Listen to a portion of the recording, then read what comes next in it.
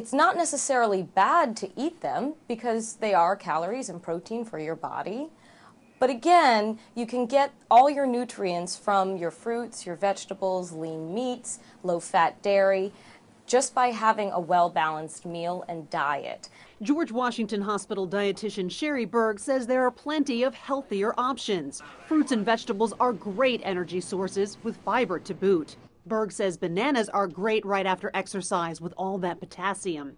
Berries are packed with antioxidants and great for people watching their waistlines. Now, if you want something sweet for an energy infusion, she says think chocolate-covered almonds, a filling combo of carbohydrates plus protein and healthy fats from the nuts.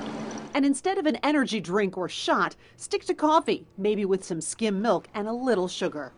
Also, here's an all-natural post-workout secret many runners swear by. Grab some chocolate milk to help give your muscles back what they've been depleted. A great source of calcium, protein, and carbs at a low cost and relatively few calories. I'm Anita Brickman, 9 News Now.